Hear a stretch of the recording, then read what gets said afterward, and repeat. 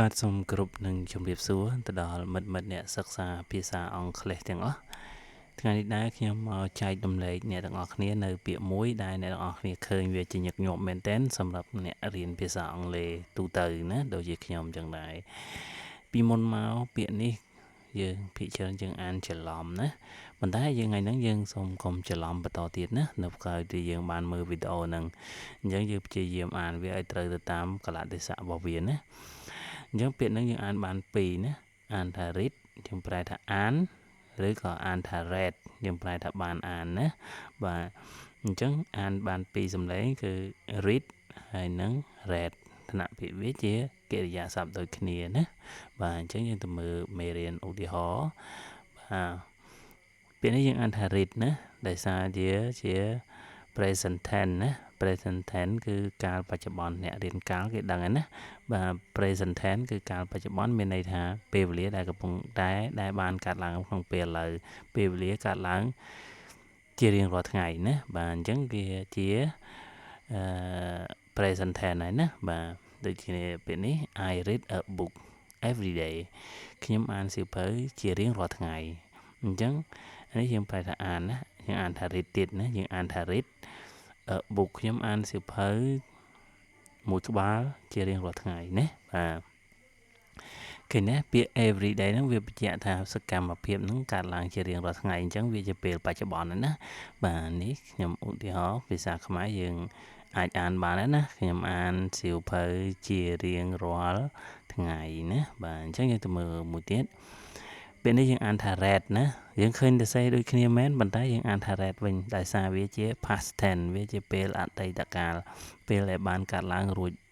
ចប់សពគ្រប់ហើយណាបាទយើងប្រែថាបានអានវិញ read បាទដូចជាពេលនេះ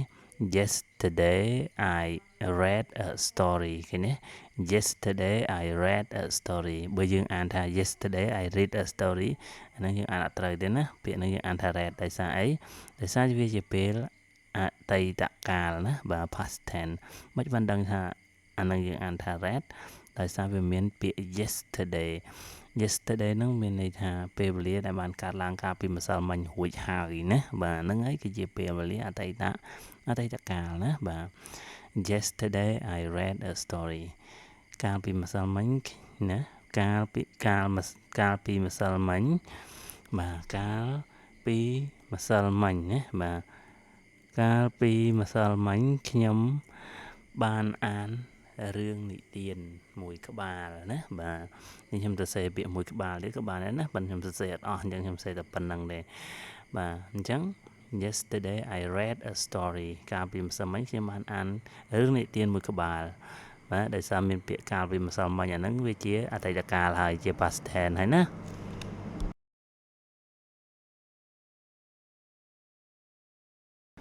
បាទអញ្ចឹងយើងទៅរលឹកវាម្ដងទៀតណាអញ្ចឹងពាក្យនេះយើងអានបានពីរបកប្រែគឺស្តៀងគ្នាទេយើងប្រែថាអានឬក៏បានអានបើអានយើងប្រែថាវាជាពេចបច្ចុប្បន្នបើបានអានវាជាពេលអតីតកាលពេលវេលាដែលកន្លងផុតហើយណាបាទយើងមើលម្ដងទៀតទៅបាទយើងអានថា read ដោយសារវាជាពេលបច្ចុប្បន្នកើតឡើងនៅពេលបច្ចុប្បន្នណាសកម្មភាពនឹងខ្ញុំអានសៀវភៅមួយក្បាលជារៀងរាល់ថ្ងៃណាថ្ងៃហ្នឹងក៏បានអានដែរណាឃើញទេអញ្ចឹងសកម្មភាពហ្នឹងវាទម្លាប់រៀងរាល់ថ្ងៃអញ្ចឹងវាជាពេលបច្ចុប្បន្នហើយបាទហើយនេះជាឧទាហរណ៍ខ្ញុំអានសៀវភៅជារៀងរាល់ថ្ងៃណាបាទតែអ្នកទាំងអស់គ្នាអាចចេះអានហើយខ្ញុំជឿជាក់ថាអញ្ចឹងណាបាទមួយទៀតយើងអានថា read ណាទៅសេដូចគ្នាបែបបិទណាយើងអានថា read